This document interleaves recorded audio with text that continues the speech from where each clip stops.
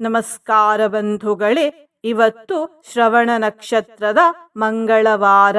ಹಾಗಾಗಿ ಈ ದಿನ ನಾನು ಶ್ರೀ ಮಂಗಳ ದೇವರ ಒಂದು ಶಕ್ತಿಶಾಲಿ ಮಂತ್ರವನ್ನು ಪಾರಾಯಣ ಮಾಡಿದ್ದೇನೆ. ಈ ಮಂತ್ರವನ್ನು ಇಂದು ಶ್ರದ್ಧಾಭಕ್ತಿಯಿಂದ 108 ಬಾರಿ ಪಾರಾಯಣ ಅಥವಾ ಶ್ರವಣ ಮಾಡಿದರೆ 1000 ಪಟ್ಟು ಅಧಿಕ ಧನಲಾಭವಾಗುತ್ತದೆ. ದೃಷ್ಟಿದೋಷ ಮತ್ತು ಋಣ ದೂರವಾಗುತ್ತದೆ. ರೋಗಗಳು ವಾಸಿಯಾಗುತ್ತವೆ. ಜೀವನದಲ್ಲಿ ಸಮಸ್ತ ಶುಭ ಫಲಗಳು ಪ್ರಾಪ್ತಿಯಾಗುತ್ತವೆ ಮತ್ತು ಗೆಲುವು ದೊರೆಯುತ್ತದೆ. ಇಂದಿನ ಮನೆಮದ್ದು ಹೀಗಿದೆ: ಮೂತ್ರಪಿಂಡದ ರಕ್ಷಣೆಗಾಗಿ ವಾರಕ್ಕೆ 2 ಬಾರಿ ಬಾರ್ಲಿಯ ನೀರನ್ನು ತಯಾರಿಸಿ ಕುಡಿಯಿರಿ. ಹೀಗೆ ಮಾಡುವುದರಿಂದ ಮೂತ್ರಪಿಂಡದ ರಕ್ಷಣೆಯ ಜೊತೆಗೆ ಮೂತ್ರಪಿಂಡಕ್ಕೆ ಸಂಬಂಧಿಸಿದ ಸೋಂಕುಗಳು ದೂರವಾಗುತ್ತವೆ. ಬಂಧುಗಳೇ, ನೀವು ಚಾನಲಿಗೆ ಹೊಸದಾಗಿ ಬಂದಿದ್ದರೆ ಚಾನಲ್ ಅನ್ನು ಸಬ್ಸ್ಕ್ರೈಬ್ ಮಾಡಿ, ಹತ್ತಿರ ಇರುವ ಬೆಲ್ ಬಟನ್ ಪ್ರೆಸ್ ಮಾಡಿ, ಆಲ್ ಅನ್ನುವ ಆಪ್ಷನ್ ಅನ್ನು ಸೆಲೆಕ್ಟ್ ಮಾಡಿ. ನೀವು ಸಬ್ಸ್ಕ್ರೈಬ್ ಮಾಡಿದರೆ ನಮಗೂ ಇನ್ನೂ ಹೆಚ್ಚು ವಿಡಿಯೋ ಮಾಡಲು ಸ್ಫೂರ್ತಿ ಸಿಗುತ್ತದೆ ಮತ್ತು ನಿಮಗೂ ನಮ್ಮ ಹೊಸ ವಿಡಿಯೋ ಅಪ್ಲೋಡ್ ಆದ ತಕ್ಷಣವೇ ಸಿಗುತ್ತದೆ. ಮಂತ್ರಶ್ರವಣ ಮಾಡುವಾಗ ಕಾಪಾಡಿ ಮಂಗಳ ದೇವರೇ ಎಂದು ಕಮೆಂಟ್ ಮಾಡಿ ಬಂಧುಗಳೇ. ಮಂತ್ರ ಪಾರಾಯಣವನ್ನು ಶುರು ಮಾಡೋಣ. ಋಣಹರ್ತಾ ದೃಷ್ಟಿಕರ್ತಾ ರೋಗಕೃದ್ರೋಗನಾಶನಃ ಧನಂ ಪ್ರಾಪ್ನೋತಿ ವಿಪುಲಂ ಸ್ತ್ರಿಯಂ ಚೈವ ಮನೋರಮಾಂ.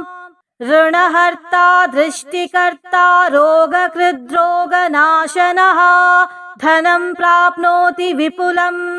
ಸ್ತ್ರಿಯಂ ಚೈವ ಮನೋರಮಾಂ. ಋಣಹರ್ತಾ ದೃಷ್ಟಿಕರ್ತಾ ರೋಗಕೃದ್ರೋಗನಾಶನಃ ಧನಂ ಪ್ರಾಪ್ನೋತಿ ವಿಪುಲಂ ಸ್ತ್ರಿಯಂ ಚೈವ ಮನೋರಮಾಂ. ಋಣಹರ್ತಾ ದೃಷ್ಟಿಕರ್ತಾ ರೋಗಕೃದ್ರೋಗನಾಶನಃ ಧನಂ ಪ್ರಾಪ್ನೋತಿ ವಿಪುಲಂ ಸ್ತ್ರಿಯಂ ಚೈವ ಮನೋರಮಾಂ. ಋಣಹರ್ತಾ ದೃಷ್ಟಿಕರ್ತಾ ರೋಗಕೃದ್ರೋಗನಾಶನಃ ಧನಂ ಪ್ರಾಪ್ನೋತಿ ವಿಪುಲಂ ಸ್ತ್ರಿಯಂ ಚೈವ ಮನೋರಮಾಂ. ಋಣಹರ್ತಾ ದೃಷ್ಟಿಕರ್ತಾ ರೋಗಕೃದ್ರೋಗನಾಶನಃ ಧನಂ ಪ್ರಾಪ್ನೋತಿ ವಿಪುಲಂ ಸ್ತ್ರಿಯಂ ಚೈವ ಮನೋರಮಾಂ. ಋಣಹರ್ತಾ ದೃಷ್ಟಿಕರ್ತಾ ರೋಗಕೃದ್ರೋಗನಾಶನಃ ಧನಂ ಪ್ರಾಪ್ನೋತಿ ವಿಪುಲಂ ಸ್ತ್ರಿಯಂ ಚೈವ ಮನೋರಮಾಂ. ಋಣಹರ್ತಾ ದೃಷ್ಟಿಕರ್ತಾ ರೋಗಕೃದ್ರೋಗನಾಶನಃ ಧನಂ ಪ್ರಾಪ್ನೋತಿ ವಿಪುಲಂ ಸ್ತ್ರಿಯಂ ಚೈವ ಮನೋರಮಾಂ. ಋಣಹರ್ತಾ ದೃಷ್ಟಿಕರ್ತಾ ರೋಗಕೃದ್ರೋಗನಾಶನಃ ಧನಂ ಪ್ರಾಪ್ನೋತಿ ವಿಪುಲಂ ಸ್ತ್ರಿಯಂ ಚೈವ ಮನೋರಮಾಂ. ಋಣಹರ್ತಾ ದೃಷ್ಟಿಕರ್ತಾ ರೋಗಕೃದ್ರೋಗನಾಶನಃ ಧನಂ ಪ್ರಾಪ್ನೋತಿ ವಿಪುಲಂ ಸ್ತ್ರಿಯಂ ಚೈವ ಮನೋರಮಾಂ. ಋಣಹರ್ತಾ ದೃಷ್ಟಿಕರ್ತಾ ರೋಗಕೃದ್ರೋಗನಾಶನಃ ಧನಂ ಪ್ರಾಪ್ನೋತಿ ವಿಪುಲಂ ಸ್ತ್ರಿಯಂ ಚೈವ ಮನೋರಮಾಂ. ಋಣಹರ್ತಾ ದೃಷ್ಟಿಕರ್ತಾ ರೋಗಕೃದ್ರೋಗನಾಶನಃ ಧನಂ ಪ್ರಾಪ್ನೋತಿ ವಿಪುಲಂ ಸ್ತ್ರಿಯಂ ಚೈವ ಮನೋರಮಾಂ. ಋಣಹರ್ತಾ ದೃಷ್ಟಿಕರ್ತಾ ರೋಗಕೃದ್ರೋಗನಾಶನಃ ಧನಂ ಪ್ರಾಪ್ನೋತಿ ವಿಪುಲಂ ಸ್ತ್ರಿಯಂ ಚೈವ ಮನೋರಮಾಂ.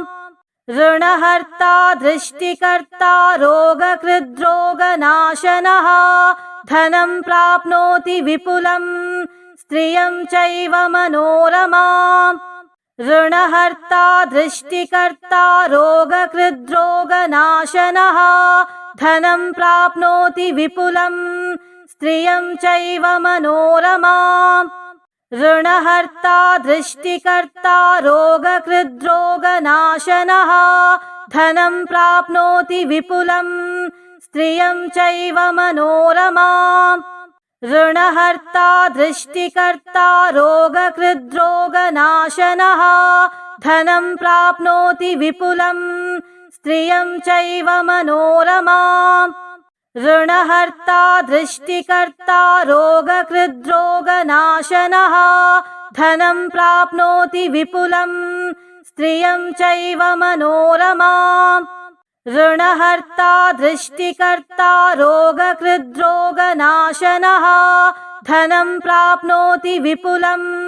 स्त्रियं चैव मनोरमाम् ऋणहर्ता दृष्टिकर्ता रोगकृद्रोगनाशनः धनं प्राप्नोति विपुलं स्त्रियं चैव मनोरमाम् ऋणहर्ता दृष्टिकर्ता रोगकृद्रोगनाशनः धनं प्राप्नोति विपुलं स्त्रियं चैव मनोरमाम् ऋणहर्ता दृष्टिकर्ता रोगकृद्रोगनाशनः धनं प्राप्नोति विपुलं स्त्रियं चैव मनोरमाम् ऋणहर्ता दृष्टिकर्ता रोगकृद्रोगनाशनः धनं प्राप्नोति विपुलं स्त्रियं चैव मनोरमाम् ऋणहर्ता दृष्टिकर्ता रोगकृद्रोगनाशनः धनं प्राप्नोति विपुलं स्त्रियं चैव मनोरमाम् ऋणहर्ता दृष्टिकर्ता रोगकृद्रोगनाशनः धनं प्राप्नोति विपुलं स्त्रियं चैव मनोरमाम् ऋणहर्ता दृष्टिकर्ता रोगकृद्रोगनाशनः धनं प्राप्नोति विपुलं स्त्रियं चैव मनोरमाम् ऋणहर्ता दृष्टिकर्ता रोगकृद्रोगनाशनः धनं प्राप्नोति विपुलं स्त्रियं चैव मनोरमाम् ऋणहर्ता दृष्टिकर्ता रोगकृद्रोगनाशनः धनं प्राप्नोति विपुलं स्त्रियं चैव मनोरमाम् ऋणहर्ता दृष्टिकर्ता रोगकृद्रोगनाशनः धनं प्राप्नोति विपुलं स्त्रियं चैव मनोरमाम् ऋणहर्ता दृष्टिकर्ता रोगकृद्रोगनाशनः धनं प्राप्नोति विपुलं स्त्रियं चैव मनोरमाम् ऋणहर्ता दृष्टिकर्ता रोगकृद्रोगनाशनः धनं प्राप्नोति विपुलं स्त्रियं चैव मनोरमाम् ऋणहर्ता दृष्टिकर्ता रोगकृद्रोगनाशनः धनं प्राप्नोति विपुलं स्त्रियं चैव मनोरमाम् ऋणहर्ता दृष्टिकर्ता रोगकृद्रोगनाशनः धनं प्राप्नोति विपुलं स्त्रियं चैव मनोरमाम् ऋणहर्ता दृष्टिकर्ता रोगकृद्रोगनाशनः धनं प्राप्नोति विपुलं स्त्रियं चैव मनोरमाम् ऋणहर्ता दृष्टिकर्ता रोगकृद्रोगनाशनः धनं प्राप्नोति विपुलं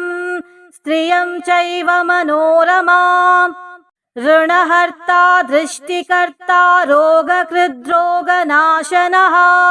धनं प्राप्नोति विपुलं स्त्रियं चैव मनोरमाम् ऋणहर्ता दृष्टिकर्ता रोगकृद्रोगनाशनः धनं प्राप्नोति विपुलं स्त्रियं चैव मनोरमाम् ऋणहर्ता दृष्टिकर्ता रोगकृद्रोगनाशनः धनं प्राप्नोति विपुलं स्त्रियं चैव मनोरमाम् ऋणहर्ता दृष्टिकर्ता रोगकृद्रोगनाशनः धनं प्राप्नोति विपुलं स्त्रियं चैव मनोरमाम् ऋणहर्ता दृष्टिकर्ता रोगकृद्रोगनाशनः धनं प्राप्नोति विपुलं स्त्रियं चैव मनोरमाम् ऋणहर्ता दृष्टिकर्ता रोगकृद्रोगनाशनः धनं प्राप्नोति विपुलम् स्त्रियं चैव मनोरमाम् ऋणहर्ता दृष्टिकर्ता रोगकृद्रोगनाशनः धनं प्राप्नोति विपुलम् स्त्रियं चैव मनोरमाम् ऋणहर्ता दृष्टिकर्ता रोगकृद्रोगनाशनः धनं प्राप्नोति विपुलम् स्त्रियं चैव मनोरमाम् ऋणहर्ता दृष्टिकर्ता रोगकृद्रोगनाशनः धनं प्राप्नोति विपुलम् स्त्रियं चैव मनोरमाम् ऋणहर्ता दृष्टिकर्ता रोगकृद्रोगनाशनः धनं प्राप्नोति विपुलम् स्त्रियं चैव मनोरमाम् ऋणहर्ता दृष्टिकर्ता रोगकृद्रोगनाशनः धनं प्राप्नोति विपुलम् स्त्रियं चैव मनोरमाम् ऋणहर्ता दृष्टिकर्ता रोगकृद्रोगनाशनः धनं प्राप्नोति विपुलम् स्त्रियं चैव मनोरमाम् ऋणहर्ता दृष्टिकर्ता रोगकृद्रोगनाशनः धनं प्राप्नोति विपुलम् स्त्रियं चैव मनोरमाम् ऋणहर्ता दृष्टिकर्ता रोगकृद्रोगनाशनः धनं प्राप्नोति विपुलम् स्त्रियं चैव मनोरमाम् ऋणहर्ता दृष्टिकर्ता रोगकृद्रोगनाशनः धनं प्राप्नोति विपुलम् स्त्रियं चैव मनोरमाम् ऋणहर्ता दृष्टिकर्ता रोगकृद्रोगनाशनः धनं प्राप्नोति विपुलम् स्त्रियं चैव मनोरमाम् ऋणहर्ता दृष्टिकर्ता रोगकृद्रोगनाशनः धनं प्राप्नोति विपुलम् स्त्रियं चैव मनोरमाम् ऋणहर्ता दृष्टिकर्ता रोगकृद्रोगनाशनः धनं प्राप्नोति विपुलम् स्त्रियं चैव मनोरमाम् ऋणहर्ता दृष्टिकर्ता रोगकृद्रोगनाशनः धनं प्राप्नोति विपुलम् स्त्रियं चैव मनोरमाम् ऋणहर्ता दृष्टिकर्ता रोगकृद्रोगनाशनः धनं प्राप्नोति विपुलम् स्त्रियं चैव मनोरमाम् ऋणहर्ता दृष्टिकर्ता रोगकृद्रोगनाशनः धनं प्राप्नोति विपुलम् स्त्रियं चैव मनोरमाम् ऋणहर्ता दृष्टिकर्ता रोगकृद्रोगनाशनः धनं प्राप्नोति विपुलम् स्त्रियं चैव मनोरमाम् ऋणहर्ता दृष्टिकर्ता रोगकृद्रोगनाशनः धनं प्राप्नोति विपुलम् स्त्रियं चैव मनोरमाम् ऋणहर्ता दृष्टिकर्ता रोगकृद्रोगनाशनः धनं प्राप्नोति विपुलम् स्त्रियं चैव मनोरमाम् ऋणहर्ता दृष्टिकर्ता रोगकृद्रोगनाशनः धनं प्राप्नोति विपुलम् स्त्रियं चैव मनोरमाम् ऋणहर्ता दृष्टिकर्ता रोगकृद्रोगनाशनः धनं प्राप्नोति विपुलम् स्त्रियं चैव मनोरमाम् ऋणहर्ता दृष्टिकर्ता रोगकृद्रोगनाशनः धनं प्राप्नोति विपुलम् स्त्रियं चैव मनोरमाम् ऋणहर्ता दृष्टिकर्ता रोगकृद्रोगनाशनः धनं प्राप्नोति विपुलम् स्त्रियं चैव मनोरमाम् ऋणहर्ता दृष्टिकर्ता रोगकृद्रोगनाशनः धनं प्राप्नोति विपुलम् स्त्रियं चैव मनोरमाम् ऋणहर्ता दृष्टिकर्ता रोगकृद्रोगनाशनः धनं प्राप्नोति विपुलं स्त्रियं चैव मनोरमाम्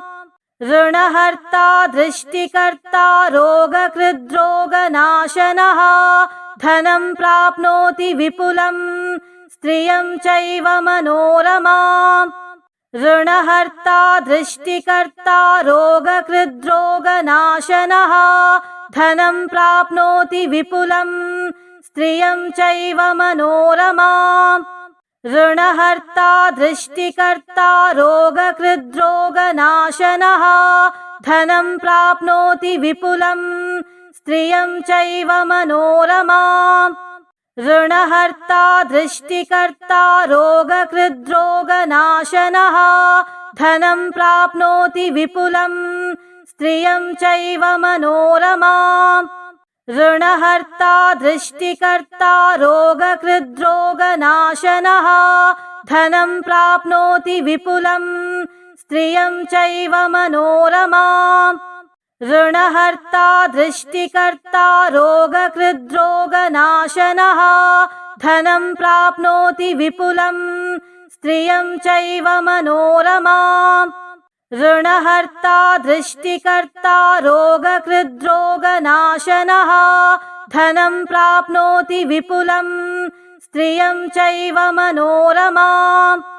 ऋणहर्ता दृष्टिकर्ता रोगकृद्रोगनाशनः धनं प्राप्नोति विपुलं स्त्रियं चैव मनोरमाम् ऋणहर्ता दृष्टिकर्ता रोगकृद्रोगनाशनः धनं प्राप्नोति विपुलं स्त्रियं चैव मनोरमाम् ऋणहर्ता दृष्टिकर्ता रोगकृद्रोगनाशनः धनं प्राप्नोति विपुलं स्त्रियं चैव मनोरमाम् ऋणहर्ता दृष्टिकर्ता रोगकृद्रोगनाशनः धनं प्राप्नोति विपुलं स्त्रियं चैव मनोरमाम् ऋणहर्ता दृष्टिकर्ता रोगकृद्रोगनाशनः धनं प्राप्नोति विपुलं स्त्रियं चैव मनोरमाम् ऋणहर्ता दृष्टिकर्ता रोगकृद्रोगनाशनः धनं प्राप्नोति विपुलं स्त्रियं चैव मनोरमाम् ऋणहर्ता दृष्टिकर्ता रोगकृद्रोगनाशनः धनं प्राप्नोति विपुलं स्त्रियं चैव मनोरमाम् ऋणहर्ता दृष्टिकर्ता रोगकृद्रोगनाशनः धनं प्राप्नोति विपुलं स्त्रियं चैव मनोरमाम् ऋणहर्ता दृष्टिकर्ता रोगकृद्रोगनाशनः धनं प्राप्नोति विपुलं स्त्रियं चैव मनोरमाम् ऋणहर्ता दृष्टिकर्ता रोगकृद्रोगनाशनः धनं प्राप्नोति विपुलं स्त्रियं चैव मनोरमाम् ऋणहर्ता दृष्टिकर्ता रोगकृद्रोगनाशनः धनं प्राप्नोति विपुलं स्त्रियं चैव मनोरमाम् ऋणहर्ता दृष्टिकर्ता रोगकृद्रोगनाशनः धनं प्राप्नोति विपुलं स्त्रियं चैव मनोरमाम् ऋणहर्ता दृष्टिकर्ता रोगकृद्रोगनाशनः धनं प्राप्नोति विपुलं स्त्रियं चैव मनोरमाम् ऋणहर्ता दृष्टिकर्ता रोगकृद्रोगनाशनः धनं प्राप्नोति विपुलं स्त्रियं चैव मनोरमाम् ऋणहर्ता दृष्टिकर्ता रोगकृद्रोगनाशनः धनं प्राप्नोति विपुलं स्त्रियं चैव मनोरमाम् ऋणहर्ता दृष्टिकर्ता रोगकृद्रोगनाशनः धनं प्राप्नोति विपुलं स्त्रियं चैव मनोरमाम् ऋणहर्ता दृष्टिकर्ता रोगकृद्रोगनाशनः धनं प्राप्नोति विपुलं स्त्रियं चैव मनोरमाम् ऋणहर्ता दृष्टिकर्ता रोगकृद्रोगनाशनः धनं प्राप्नोति विपुलं स्त्रियं चैव मनोरमाम् ऋणहर्ता दृष्टिकर्ता रोगकृद्रोगनाशनः धनं प्राप्नोति विपुलं स्त्रियं चैव मनोरमाम् ऋणहर्ता दृष्टिकर्ता रोगकृद्रोगनाशनः धनं प्राप्नोति विपुलं स्त्रियं चैव मनोरमाम् ऋणहर्ता दृष्टिकर्ता रोगकृद्रोगनाशनः धनं प्राप्नोति विपुलं स्त्रियं चैव मनोरमाम् ऋणहर्ता दृष्टिकर्ता रोगकृद्रोगनाशनः धनं प्राप्नोति विपुलं स्त्रियं चैव मनोरमाम् ऋणहर्ता दृष्टिकर्ता रोगकृद्रोगनाशनः धनं प्राप्नोति विपुलं स्त्रियं चैव मनोरमाम् ऋणहर्ता दृष्टिकर्ता रोगकृद्रोगनाशनः धनं प्राप्नोति विपुलं स्त्रियं चैव मनोरमाम् ऋणहर्ता दृष्टिकर्ता रोगकृद्रोगनाशनः धनं प्राप्नोति विपुलं स्त्रियं चैव मनोरमाम् ऋणहर्ता दृष्टिकर्ता रोगकृद्रोगनाशनः धनं प्राप्नोति विपुलं स्त्रियं चैव मनोरमाम् ऋणहर्ता दृष्टिकर्ता रोगकृद्रोगनाशनः धनं प्राप्नोति विपुलं स्त्रियं चैव मनोरमाम् ऋणहर्ता दृष्टिकर्ता रोगकृद्रोगनाशनः धनं प्राप्नोति विपुलं स्त्रियं चैव मनोरमाम् ऋणहर्ता दृष्टिकर्ता रोगकृद्रोगनाशनः धनं प्राप्नोति विपुलं स्त्रियं चैव मनोरमाम् ऋणहर्ता दृष्टिकर्ता रोगकृद्रोगनाशनः धनं प्राप्नोति विपुलं स्त्रियं चैव मनोरमाम् ऋणहर्ता दृष्टिकर्ता रोगकृद्रोगनाशनः धनं प्राप्नोति विपुलं स्त्रियं चैव मनोरमाम् ऋणहर्ता दृष्टिकर्ता रोगकृद्रोगनाशनः धनं प्राप्नोति विपुलं स्त्रियं चैव मनोरमाम् ऋणहर्ता दृष्टिकर्ता रोगकृद्रोगनाशनः धनं प्राप्नोति विपुलं स्त्रियं चैव मनोरमाम् ऋणहर्ता दृष्टिकर्ता रोगकृद्रोगनाशनः धनं प्राप्नोति विपुलं स्त्रियं चैव मनोरमाम् ऋणहर्ता दृष्टिकर्ता रोगकृद्रोगनाशनः धनं प्राप्नोति विपुलं स्त्रियं चैव मनोरमाम् ऋणहर्ता दृष्टिकर्ता रोगकृद्रोगनाशनः धनं प्राप्नोति विपुलं स्त्रियं चैव मनोरमाम्